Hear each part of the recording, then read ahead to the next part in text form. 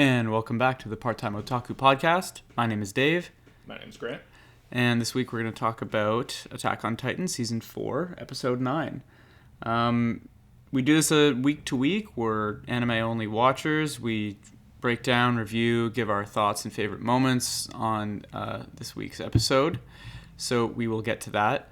The thumbnail that you're seeing in this week's episode is not from fan art, but it's actually from the director of the episode. Attack on Titan has been releasing these like cool one-shot little posters the last several weeks alongside their episodes.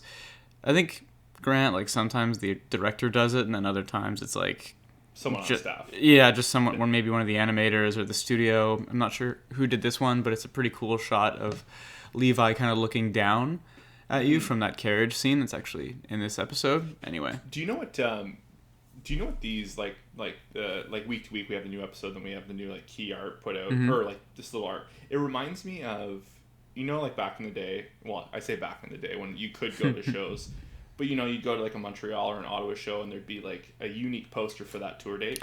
Oh yeah.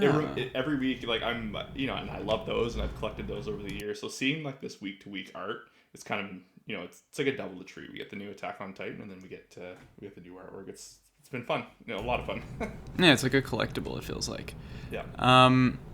So yeah, that's the thumbnail for this week. And again, this is Season 4, Episode 9. We are officially over halfway into this season. Or, maybe Part 1 if it ends up being 2 parts. But yeah, it's flying by. I can't believe we've been doing this for over 2 months already. Unreal. Yeah, I know. It's been a blast, and thank you for listening. If you've been with us since the beginning, or if you've recently joined, welcome. Thank you very much. And we'll get right into it. Usually, we start with a quick summary of the episode, and then we gush over the details and break it all down. So I'll kick us off here. Season 4, Episode 9.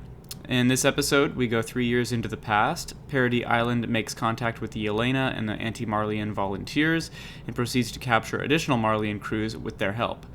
The scouts learn about modern warfare and begin to construct a port and advanced weaponry of their own. It's revealed that the anti-Marleyan volunteers were assembled by Zeke.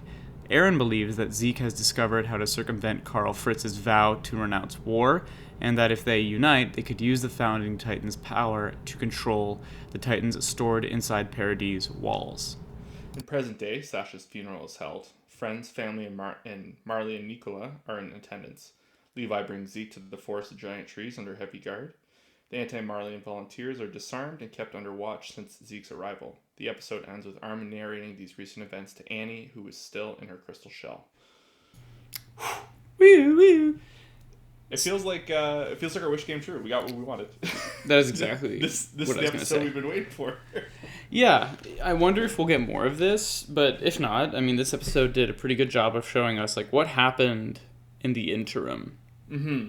And the nice thing too, I know we had talked about, I think we had kind of like expressed that we wanted like an episode solely based on like what had happened.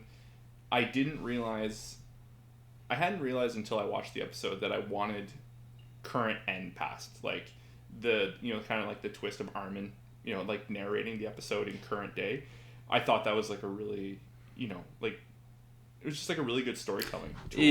I agree. It was a very clever way to deliver it, and I like that they chose Armin to do all that because it's not really a stretch. It's quite fitting for his character to have that kind of introspective nature. Especially since everything that's just happened, like he's really come to like everything that has happened to him. It's so against like his original. It's like you said, his original nature. It's kind of probably cathartic for him to be telling what had happened and how it went, and it was really good episode, like very good, and also like a very good palate cleanser from everything that we just watched.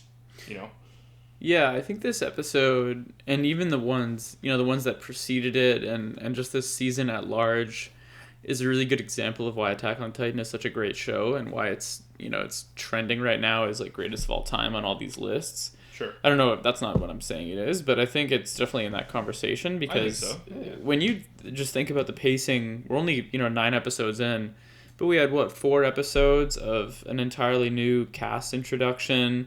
that felt like tension was building, and then like Mm-hmm. an explosion for 2 or 3 episodes. And now there's this information kind of retro lore dump, and never once does it feel boring because you No. kind of need it every time. Every time you need action, you can't like go any further without some conflict happening. They give Mm-hmm. it to you, but every time you need information, they kind of give it to you properly. Anyway, the pacing Well, has really been a standout for this season for me.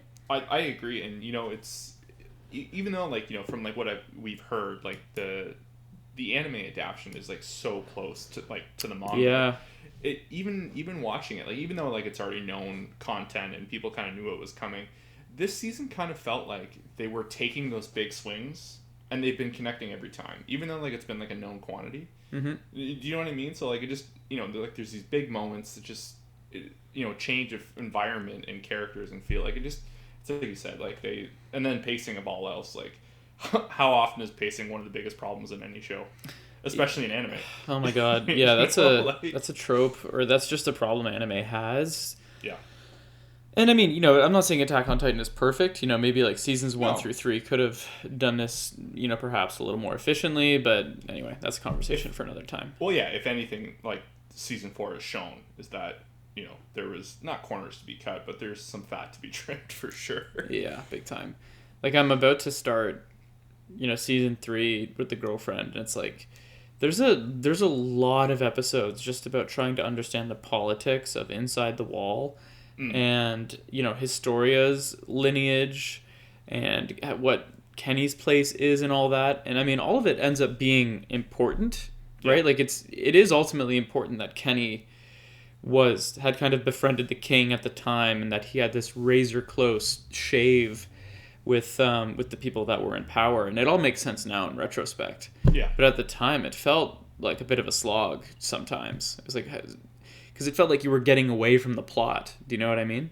Well, you know what again we're kind of getting into the weeds on this, but seasons 1 and 3, that's them still trying to discover their own world. Like you want to get into like the minute details, and you want to stretch it out, and you really want to show like what they have known for such an extended period of time.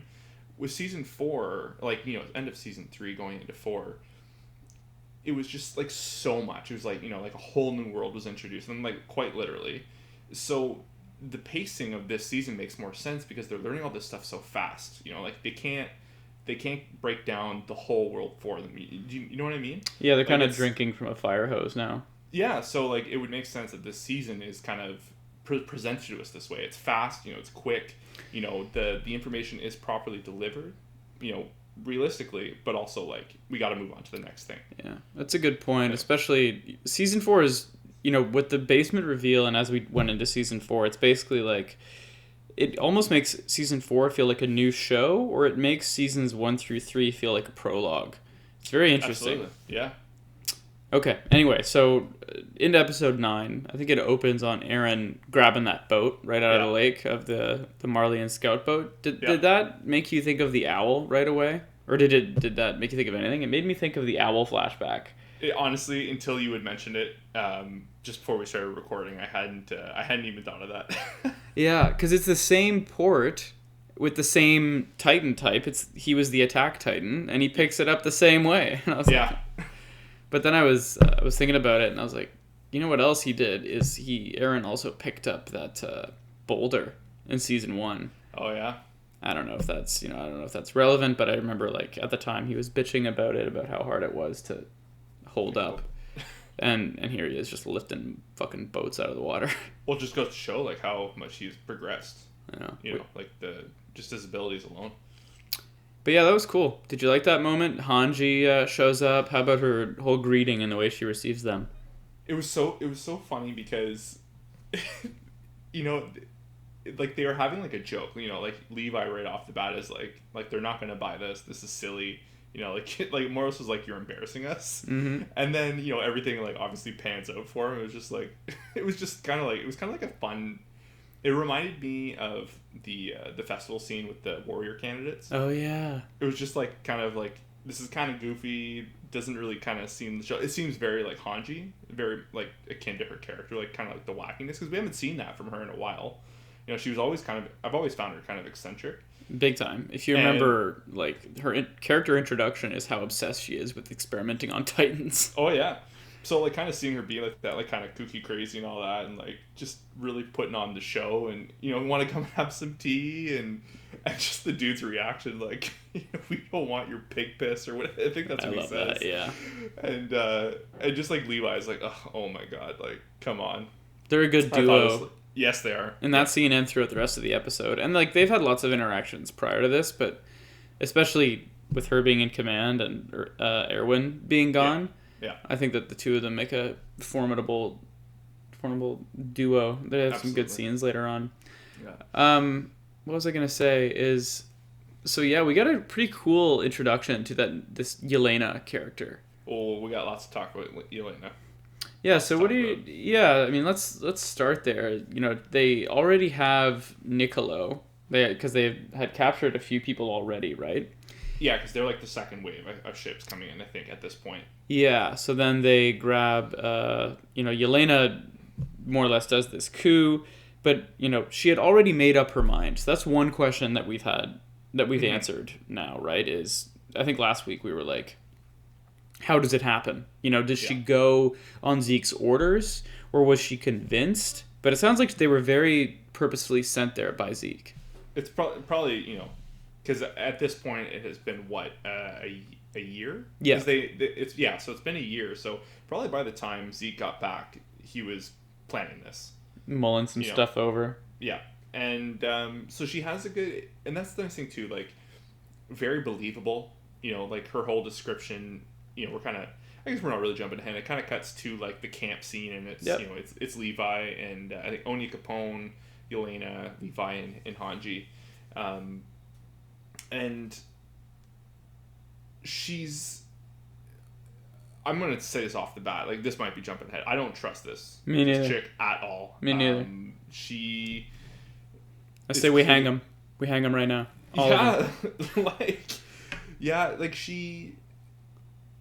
Just the way she was presenting information was, like, too, like, drip-fed, Like, I know at that point they were trying to win over the scouts, like, because they want Zeke's plan. Because at the end of the day, she's barking for Zeke, So it was like all drip fed. It all seemed so like just natural and like so well thought out that how is this not like gonna backfire them at some point? Yeah. Do you know what I mean? No, I do. I don't trust her at all. And like I get how, they want to, like you said, they want to establish an early alliance and get off on the right foot. And so as a result, they want to share a lot of things. Yeah. That said, like they've shared guns and technology and methods of transit and, all kinds of, like, it looks like the Marleyan people have radios and stuff. Sorry for the noise. I think like there's something exploding in the hallway.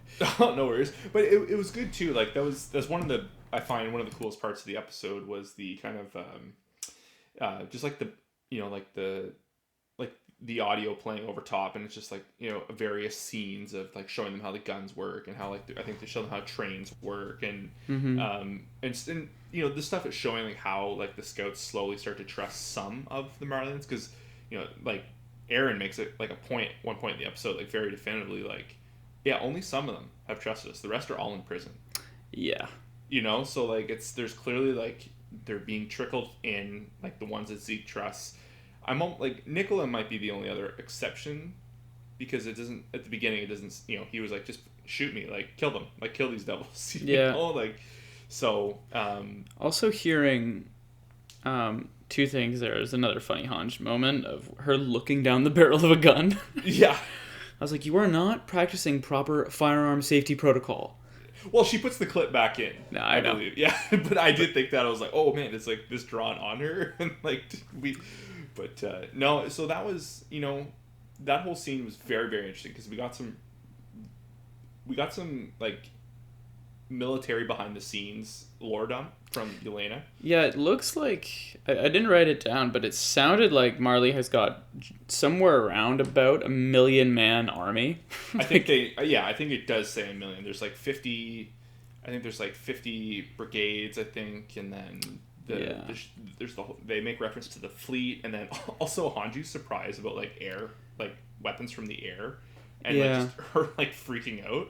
That was very interesting. Of like it was almost like she had no concept of that whatsoever. Yeah, I mean they've been on horse and buggy, this whole time. I liked also like the juxtaposition of like, or just the cool contrast between her and Levi both being at that table. Yeah. Levi being like, "Shut the fuck up! Like you're gonna make us look bad," because you don't want to reveal. I appreciated that. Like, of course he would think of that. Mm-hmm. You know what I mean? He wouldn't want to reveal their weakness, even if these people seem to have good intentions.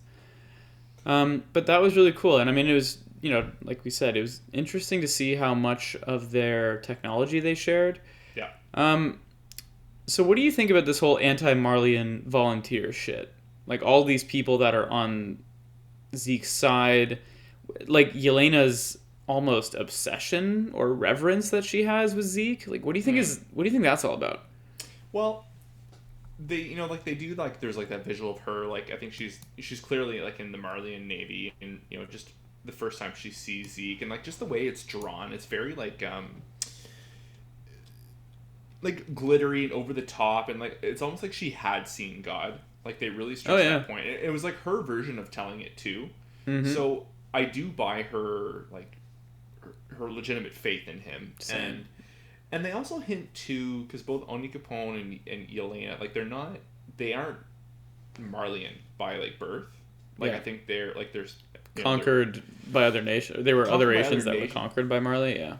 So I'm wondering if like a good portion of like these anti-Marleyan, like the anti-Marleyan volunteers, I wonder if these are all like previously conquered. And also the first thing I saw this was like, fuck, Dave was right about sorry, what's her name? Lady, is it Masako? Azumabito. Azumabito, wow. Don't worry. So yeah, like I think there's a lot more water for for that theory. I hadn't even thought about that. Yeah, it probably does make sense if she was from a neighboring nation of some kind, yeah. So, maybe like a good portion of them. I think a part of them, I think the ones that sided with like the scouts and are like kind of like walking around, like Nicola is an example of just like, I just want to live, like there's an opportunity to live and be amongst these people, and like I think they're more open-minded. But like when it comes down to brass tacks of like the actual team, like people recruited by Zeke, I think there's a good chance they're not there's probably a very good chance that none of them are from Marley originally. Good point. So I think, and maybe that's just their way of freeing Eldian people, just like on, the behest of Zeke, because like they all worship him. And who knows, like if they all worship him that way, or if it's just Yelena, because we don't really get any of that from Oni Capone. Like he doesn't get too much dialogue this episode. He's kind of just there as like a second in command, I found. Yeah. And just kind of drip feeding like a couple. He almost seems like an engineer. Like, he's like the Hanji. Yeah. Like he's like he knew a lot of the like the tech stuff, but yeah, when they start luring in, this is going back to like how I feel about Yelena, when they go back into luring in like the other Marleyan ships, her over the radio, the face that she makes when she's like kind of like talking them in is just straight villainous, like, and like, but I guess that's her goal, is to like either capture or kill them, like.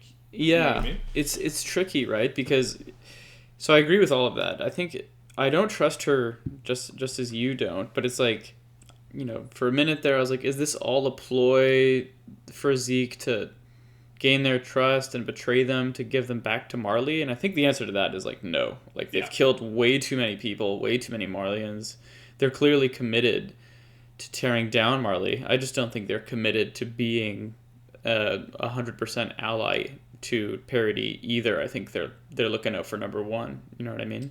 I think they're looking out for Zeke. I think it's just they've introduced religion back into Attack on Titan in a couple ways this episode. One being Zeke, and then there's one of the probably like the pivotal Oni Capone moments is where like Sasha blatantly like why is your skin like that? Yeah, one of my favorite moments. Well, it's true though when you think about it too. Like they've been on this island for 200 years. Like they've only seen people like them. Like it's it would be weird if like they hadn't pointed that out. Exactly. It would have been a little. It would have seemed intentional if they finally introduced like someone from a different area and they look different and no one asks any questions about it. So I'm glad that they did. But so then also too, like, and he makes the point of like like the person that created Ymir And it was also funny too because it like didn't come off as like atheist or anything like that, or even agnostic. I guess more agnostic, but Oni Capone was just like, well, that's what some people believe. I don't know. But it is And then kind of a. Sorry, go ahead.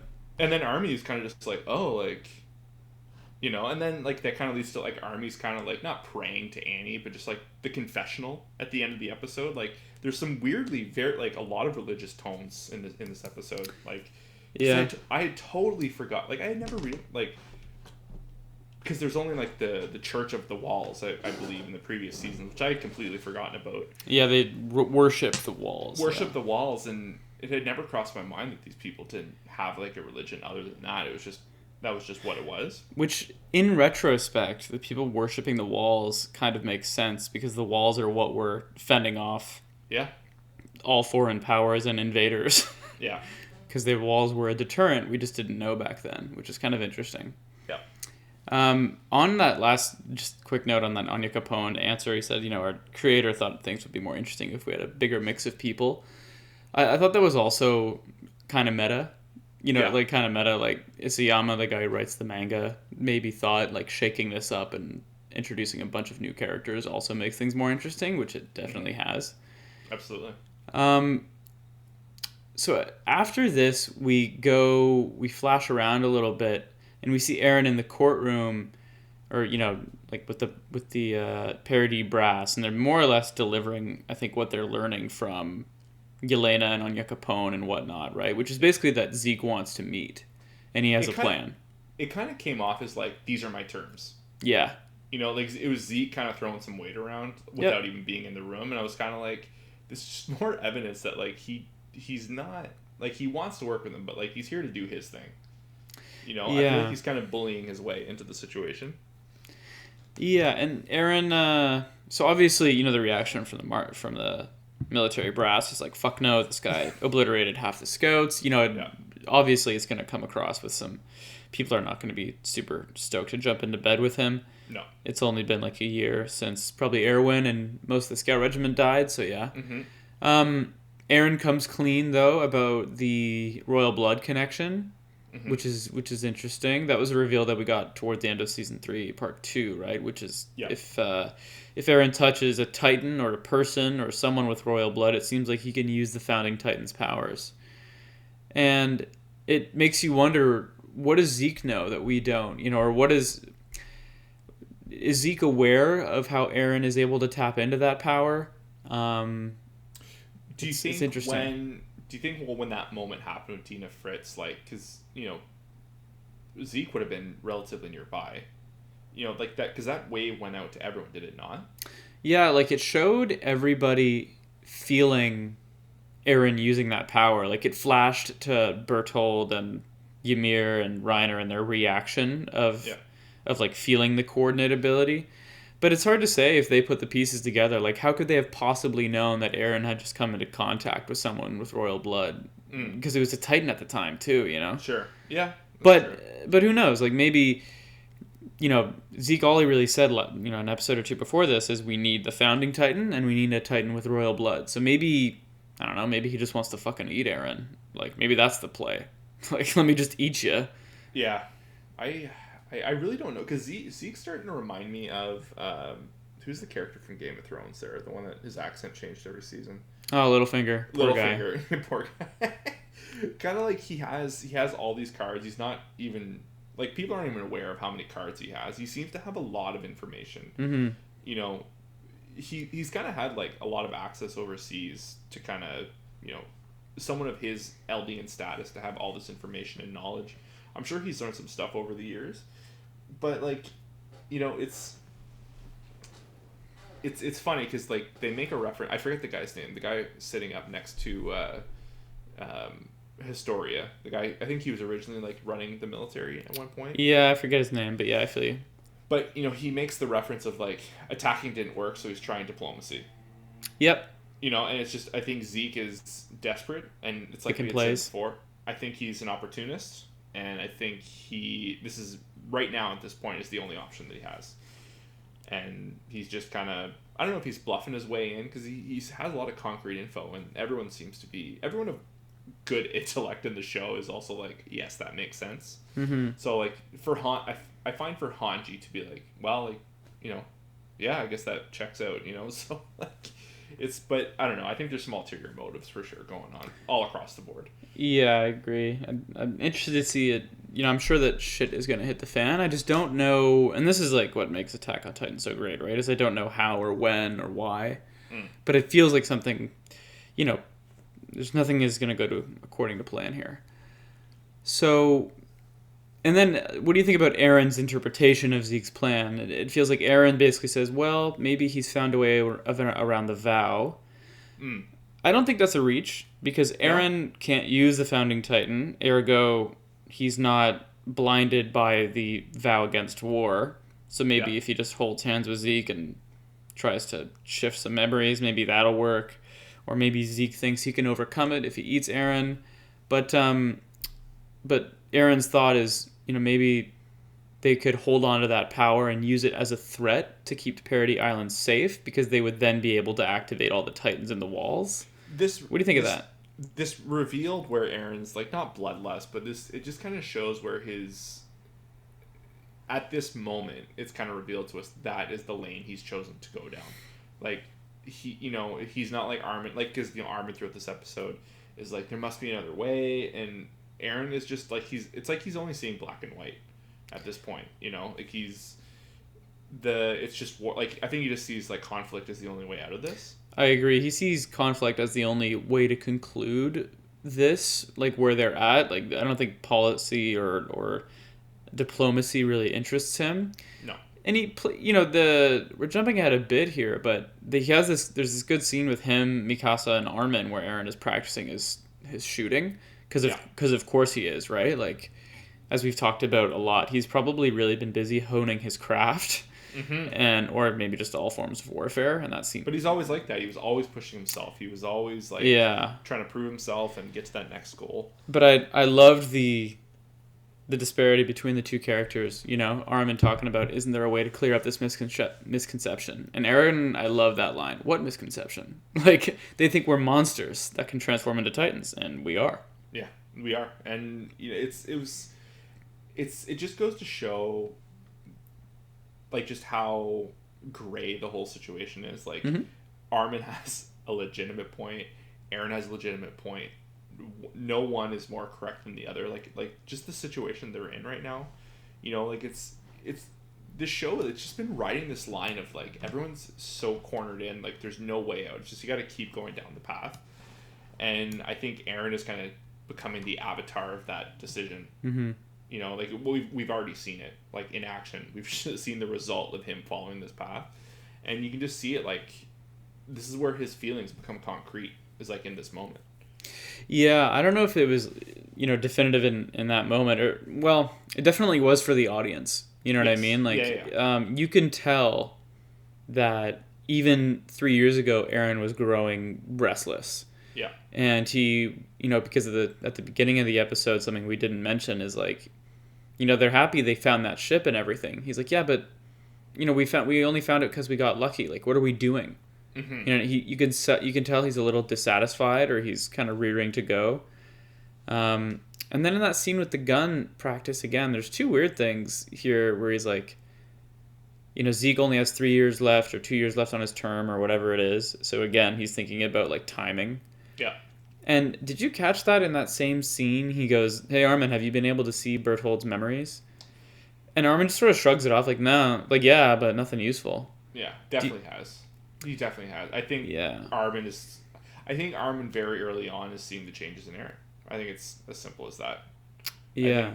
So do you think he's got something and he's withholding? Like, do you think there's something valuable that he's holding on to? Maybe not necessarily valuable, but like I don't think he wants to feed the fire in front of him. You know what I mean? Like, yeah. Again, we could be completely wrong. This could be, there could be that magic bullet that he has like in his memory, to give to everyone. But I don't know. Like I think at that point, Armin is still trying to hold on to some innocence to the situation, and you can still hold like even like when it cuts forward to like what's happening now, and Armin's talking to Aaron, he makes reference to like those are good times. Yeah. You know, and we were collecting the boats and we were learning, and it was a time of of knowledge and education, and you could see they were just thriving in that. Like at the end of the day, it was like for a result of war, but it just shows and then I believe that's kind of where it cuts to. It's around the time they cut to that scene of Nicola cooking for them. Yeah, man, that was great. Which is what a standout character. What an introduction, and has such character growth in 22 minutes. Yeah, I love that they can do that. Yeah, I think what my soul needed for some healing is one last food montage of Sasha losing her fucking mind, discovering seafood. Also, did you notice when Aaron makes that shot on the range, it cuts to Sasha being shot? Yeah, that was well done. Mm-hmm. Yeah, I like that. I like that edit. Yeah, well, she died in a weird way. She died at his hand, right? He pulled the trigger. He did on pull the whole yeah. situation. Basically, so. Yeah. I liked that. That was neat. Before we flash to the present, there was one just little funny moment I enjoyed, which was, Armin using the Colossal Titan to capture more boats. And then Levi sitting there waiting there with a gun, being like, "Welcome to the filthy island of filthy devils. You're gonna love it." I hope you like pig piss. Yeah, I fucking love that shit. It was welcome to the island. I don't know. I would love to see some art on the internet over the next couple days, if it hasn't out there already, like a postcard for Parody Island. Hope you like the pig piss. That's what I pictured after that. I didn't even think of that. That's pretty funny. Yeah. Yeah. That has to be a thing. But pig piss. But yeah. So once we're back into present time, I was concerned for that Nicolo guy, but yeah, it looks like they all really hit it off really well. Mm-hmm. And it's also a bummer because, it makes very sad sense, right? That he ends up caring for Sasha. Yeah. And another interesting detail I found was that, of course there's going to be infighting too, right? Even, it's a few years later now because we flash back to present. And you could tell Nicolo is kind of one of the guys, but not really because he's still technically prisoner. But people like him. Yeah. And he clearly was close with Sasha. But one of the Parody guys still kicks his face in the dirt for even being near her gravestone. Yeah. Just because of where he's from. Well, it was well, this is back in, Iberia or Liberia. You know what I mean? It's full circle, man. Yep. It's that kind of prejudice exists on on both sides of the walls or across the sea. And it's not like you're just going to bring these people in and there's not going to be infighting and it's not going to be a fucking mess.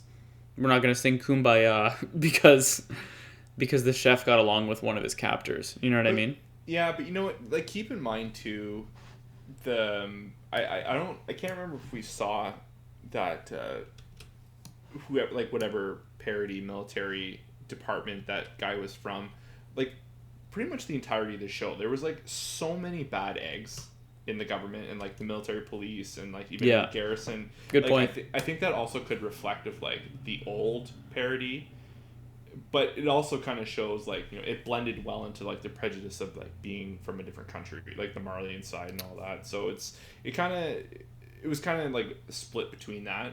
It was still sad to see nonetheless, but no, it just brutal. And then it's of course Gene and Connie kind of immediately come to rescue. Oh man, Connie, that zinger. That hurt. It feels like half of me. It feels like half of me is gone. I was like, oh, that's a fucking. I have goosebumps right now just talking about that. It's that was sad. Yeah, it was really sad. Because they were such a great pair. Anyway, go ahead. Well, it's just all three of them, and Gene too. That's those are the boys. These are the secondary cast basically, behind Armin and Aaron and Mikasa. You know what I mean? They were their own trio. And they were never filler. That was the great thing about this show is they had clearly the main three. They had they filled everyone out. The show has so many characters to juggle, and no one has ever really been a joke character or a throwaway, and it was just fitting. It was a really good character died tragically, and it was just a nice funeral scene You know, like it was beautifully shot. Obviously they made it morose with the rain and all that, but it's just to hear Kanye say that, I was like, fuck, man, like there's that's war. one little piece of trivia I caught that I was excited to share with you. I don't know if you. I wonder if it's the same one I saw. It's the girl that shows up with. Oh no! Ooh, here we go. So at Sasha's funeral, her father shows up, and there's that nice moment between him and Niccolo. Yeah. And they shake hands, and he says, I'd love to feed you anytime, yada yada. That was nice. It was like a nice wholesome moment. But there's a young blonde girl that's with him. Yes. And that's the young blonde girl that Sasha saved at the beginning of season 2. Oh. Remember with the bow and arrow? She goes into that house. This girl's mother is being eaten by a Titan, all slowly and hauntingly. Mm-hmm. And they run away from it. Yes, I do remember that. That's full circle, eh? So she was there for the funeral. Was your piece about somewhere in this episode? What do you got? No, it is something in this episode. So again, I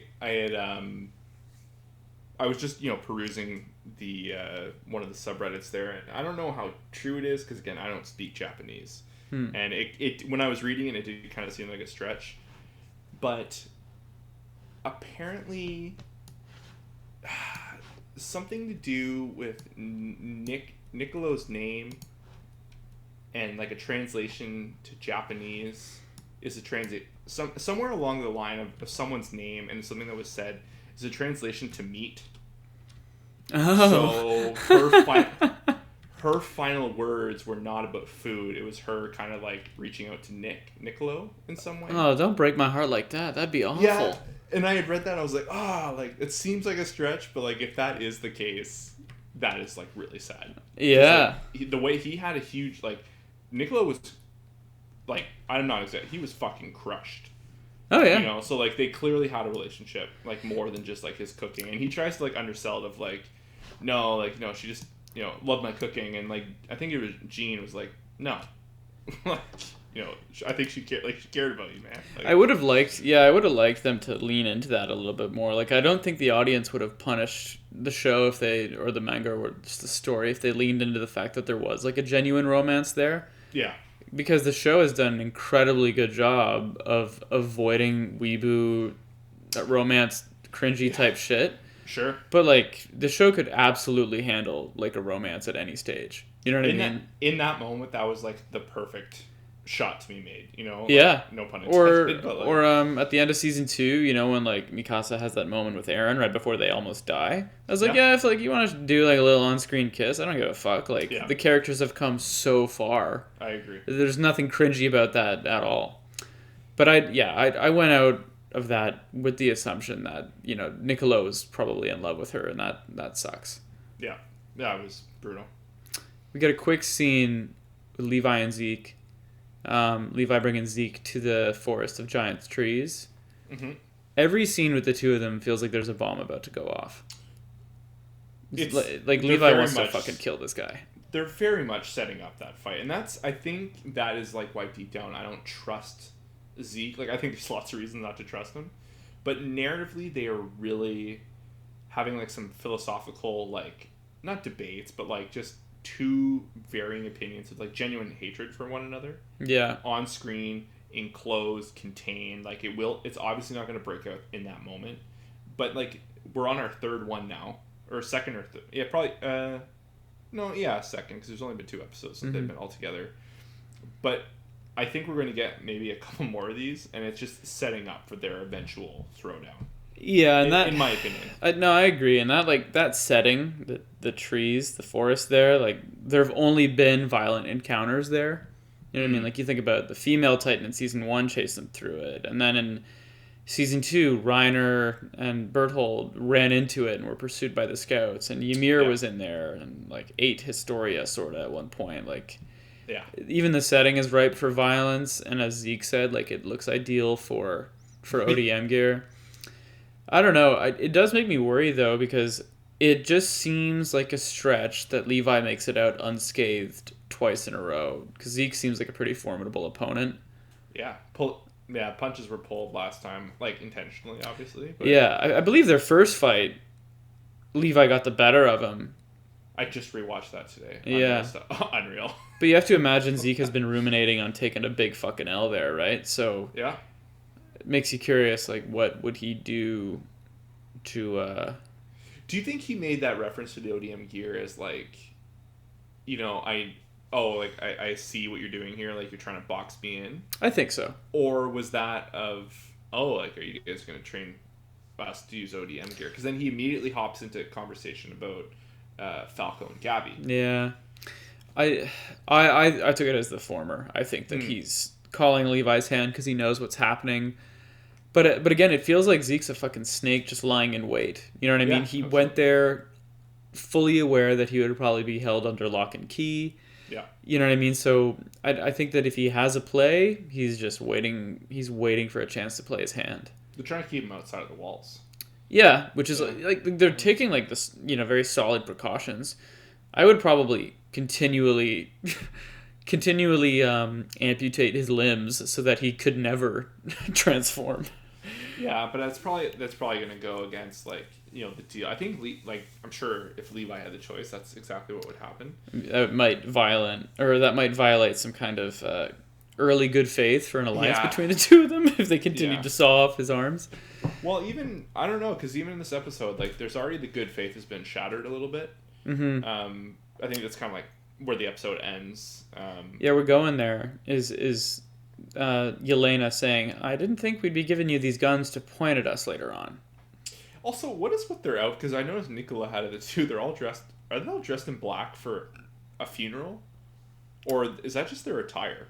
I can't tell you, but I noticed their outfits were weird too. Yeah, they had like the black, almost like a tuxedo without the tie. Yeah, that was a little odd. And lastly, or not lastly, but I think we kind of called it correctly. Is like we got the one shot of Falco and Gabby in prison. Yeah. And Gabby's just shaking, just muttering Aaron's name in a corner. Falco's probably fucking exhausted with hearing that name. Just like, oh my gosh, shut up. Shut up, bitch. But you know what? Like Levi makes that line, because Zeke makes mention of. Can I show them? Can I show them this forest? Because they've probably never seen a forest like that. Like it's pretty. Like they make a point of how like legendary this forest is, and and Levi's just like, I guess, because that's it. What else I wanted to ask you too. Like that could be taken as a couple other ways of, well, that's up to you, or is that up to your behavior that they get to see it? I thought so. Yeah, it's like be a good boy. I thought it was be a good boy, and maybe. Okay. That's how I interpreted it, but who knows, right? Because they're gonna have that's the thing too. I'd be surprised if they stay in those cells for much longer. Yeah, me too. Because I feel like they gotta flesh out, like, because they gotta. I feel like they're gonna give Gabby and Falco the chance to like see, similarly to like how the rest of the Marleyan volunteers got to get out and kind of see the world, or see parody. So I feel like Falco, they're not gonna let Gabby out. She'll bite someone's fucking ear off. But it might be a good way to de-radicalize her. I mean, who knows, right? I wonder if Zeke's going to take them on like a little field trip and like kind of show them like, see, the world's not different. But even then, not so different. You have to trust him enough to let him do that. And like I don't know, how much experience do they have holding war criminals from different nations and how to treat them? Probably not a ton. No. Anyway, I liked the reveal that Armin has been talking to Annie this whole time. Yeah. We haven't seen her, like, in present time, outside of flashbacks, since season 1. Oh, that's true, I suppose, eh? Like, she just fucking hasn't been there. Fuck. So, yeah, she's snug as a bug. I also liked that Armin was holding a seashell the whole time. Yeah. Little souvenir. Yeah, and it speaks so much to like his obsession with the sea early on in the show. Yeah. What were you gonna say? I was gonna say, like, I did read seems to be some consensus on the internet that like she looks significantly older in the Crystal. Yeah. I personally couldn't tell, but I think it's tricky because of the different animation studio as well. Yeah, that's what I was thinking too. Like how would you really know? But I thought it was an awesome reveal that like he's been narrating everything that had happened, and I wonder how much he goes there. Yeah, I think it's probably safe to say that she has aged, right? I mean, even if she stopped aging, I think it's probably also safe to say that like her Titan ticker is not paused while she's in there. You know what I mean? Like true, she's probably on the same amount of time as Reiner and crew, right? So they probably Zeke only has a year left. Does Reiner also only have a year left? I think Reiner only has that 1 year. So theoretically her as well, right? So she's, now that we see her in the flesh, I wonder if we'll be able to yank her out of there, or if they'll use her at all. Who knows? Because we don't know that. We don't know if she can just like crack herself open at any point. Yeah. And if she can, why hasn't she? Maybe maybe it's like one of those things where you're in a coma, but you hear everything around you. Sure. And like she's waiting to make a play. Maybe that Zeke is here, because presumably, perhaps she trusts him. I don't know. Maybe he tries to turn her. Annie's a hard one to put like a finger on, because she's such a lone wolf. Like mental, or like that's always the vibe she's had. Like even in all the flashbacks as a kid, she was. Yeah. So like I could see an angle of her like just trying to get away and get escape. Like, cause who knows? Like, cause she wanted to abandon the mission in the first place too. Like, what we were told, which was revealed to us. So I don't know. They've definitely set up Annie's comeback in some form this season, and this is like the kind of the smoking gun, I think, for that. So. Yeah. There's one more piece of trivia that happens right at the end of this episode, before the end reveal. It's like in the last couple minutes, and it's Aaron in the mirror. It was as I think at the time Armin was talking about, and we kind of mentioned this, or you mentioned this earlier. Armin was talking about, he thought he might have understood Aaron better than anyone, even Mikasa, but now he doesn't know anymore. I thought that was really great, like some great dialogue. Yeah, and some it was drawn pretty cool as well, and you see Aaron just kind of like washing up and staring at himself in the mirror. But it goes back and forth between him and Mikasa. Mm-hmm. And I think Mikasa, is she sitting at Sasha's gravestone at the time? Yeah, she's like leaning on it. So the dialogue that they both say, it's basically like, if I don't fight, I can't win. If I can't win, then I'll die. If I fight, I'll win, etc. It's along those lines, but word for word, and they've done this multiple times throughout this season in particular, is they lift dialogue from from earlier seasons and they plant it over characters in different circumstances. Okay. And frame for frame, they're both saying the same words they said in season 1 when they were kids, and Aaron was saving her from those two men. Oh, the kidnappers. Yeah. Oh, fuck. And he's yelling, "Tatakai!" Remember, he's being hoisted up by one of them, and he's screaming at her, "You have to fight." Yeah. And she's thinking the same words, and it's the play between the two of them is the same towards the end, and the same dialogue lines are used for the end of this one, where they're both saying like, "We have to keep fighting."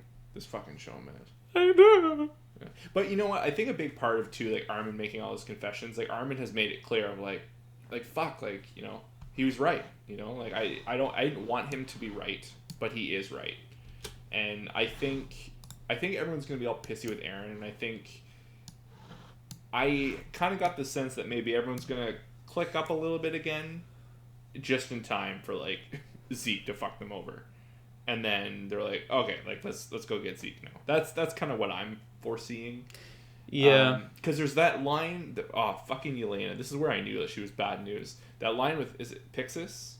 Yeah, we haven't seen him this season yet. So by the way, good to see him. Yeah, well, we saw him earlier in the court confessional. Yeah. And then we see him here again with all the guns drawn. And I guess that's too, like, did they get the Marleyan volunteers to bring serum over? It looks like it, yeah. So they have serum. So that answered a question you and I had earlier a couple of weeks ago as well, of if they could reproduce their own, serum or not. But the line she makes of like he's like, I'm sorry,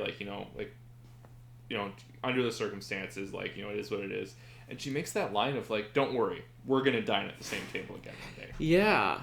And I was like, oh, this bitch is up to no good. I don't fucking trust you at all.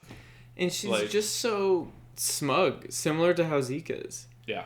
It's like they know something that that our characters don't, or that our protagonists don't, and it's like, what the fuck do you have up your sleeve? Yeah, like very incredible character. Like they've done, like, you know, you had mentioned, like they've done such a good job with her of like kind of showing how they got to, like, you know, she's pivotal in this, you know, this whole scenario, and it just kind of like her behavior through this episode made me wonder if like, did she try hard enough to like get rid of Galliard and Pieck? You know, because, you know, Jean kind of jumps down her throat about like, and you like, where were you doing your job? Mm-hmm. So it's making me question like everything that we've seen of her so far, and like I'm gonna have a very close eye on her going forward. Like, great character. Weirdly enough, kind of feels like Willie again. Yeah, a little bit. I feel that. Very like upfront, you know, kind of is making themselves clear, but like clearly hiding some stuff. Ulterior motive seems a little cunning. Yeah. So very like, I'm really glad we got get to know her a little more, but I don't trust her one bit. Yeah, it's just you know, the big question is, what is their play, right? If we assume that we don't trust them, I mean, they've really fucked themselves by betraying Marley to the extent that they have, because there's a lot of blood on their hands. Yeah. And if they don't intend to side fully with Paradis, then what do they intend to do? I mean, I don't know the answer to that, but I'm hoping that we'll find out. Even if there is no part 2, we still have plenty of time to find that out. For what it's worth, though, one of our listeners did reach out. I showed you this off mic, but yeah, we got some cool interaction, and one of you guys sent us a pretty good breakdown, saying basically at the pace that we're currently going, there's no way that we'll cover what's in the manga so far, and the manga isn't even done yet. And it also seems like the showrunners have made some significant hints that season 4 will be split into 2 parts. So that's good. I hope so. Yeah, I hope so. It sounds like it. So we'll, you know, there's that to look forward to, and it also means that we have some time. You know, we've got how many more episodes? 9 more episodes. Well, no, it'd be 8 at this point. Oh yeah, sorry, 7. Because this is episode 9 or whatever. Yeah, less than 10, and yeah, plenty of time for shit to go wrong. Oh, time. Like, if anything, like I think at the beginning of the season I had come to terms with the fact of 16 episodes, and I was like, let's just see how it goes, and like we'll hold judgment till the end. But as each week, like, the show, in my opinion, has never been better. Like, there's a lot of excitement. You know, there's a lot of like major moments, but like I just do not want this to end. Like, I know it will, but I think for this show to really keep its cult status, and like, you know, it needs to tell the full story. You know, I don't think it should be rushed, and like I don't think it is. I think at the pace like they're going at, it seems very natural, and if they can do that for like another, you know, 16 additional episodes after this, I think that would be perfect. Like, you know, also just more time to work on it, you know. Yeah, that's never gonna hurt, right? Because again, consistently, like, the only nitpick I had in this episode was like there was a Titan in it for like 10 seconds, and for those 10 seconds it looked kind of weird. Aaron. It's just like when he picked up the boat towards the beginning of the episode. Sure. And there's this shot where Hanj threatens them and goes like, "Have you not noticed the Titan standing behind you?" And Aaron is, you know, looking all menacing, and he really does from one shot. Yeah. He looks very scary. But then like they close up on his face, and he again just kind of looks like this kind of weird plasticky thing that's just sort of like pasted. Well, we had Armin as well as the Colossal Titan this episode, and I think he looked good. Yeah. He's only been hand drawn. I think so. I don't know if I think he was again this time, but in his like amazing debut when he was the fucking nuke, he was definitely hand drawn. Yeah. Fucking only the best for my homie who commits mass murder. Yeah. Poor Armin. God, Armin, what a tough break. Did you watch the stinger, or did you watch the preview? Yeah. It seemed to happen really fast. That one was more ambiguous than all of them so far. Yeah, I feel like we're going to be getting like another like a back and forth of like what had happened and what is happening. I agree. You know, I think that is the effective way going forward. Like, now that I've seen it, that one episode, I mentioned this earlier in the episode, but like, I don't think I want just a sole. I want the story to progress still. You know what I mean? I had thought maybe I just wanted we had wanted just, the past and see what happened and get as much of that as we can. Most of like the gang, but after seeing it, I was like, no, that makes sense. Like I really like the way they framed this episode, and if they did this going forward, I would not be disappointed at all. Yeah, same. Okay, I think that just about does it. Or did you have anything left for this week? No, I think that's all. Great, like I said, what a palate cleanser. Just, it was nice. It was a good little break, I found, from like the tension. Yeah, and we still moved forward, answered a lot of questions. Hopefully we'll get more of that next week, and we'll see how it goes. Right on. So, thank you guys for listening. Can you guys hear the sirens? Oh, yeah. Sorry, guys. But, yeah, so we'll be here again next Wednesday. We do this every Wednesday. And, if you like the show, continue to listen, follow, like, comment, subscribe, all of the things that people do with shows on platforms. As we mention every week, it's super cool to continue seeing the audience grow. So thank you for listening. It's really, really cool. Yes, thank you very much. Can't believe that we've been doing this for over 2 months, and I can't believe how far we've come. Like the podcast has, remains pretty raw and unedited because we've literally never edited it, as you could tell by the sirens just now. But more and more people are continue to listen. So, thank you, and we'll see you on the flip side. Talk to you guys next week. Cheers.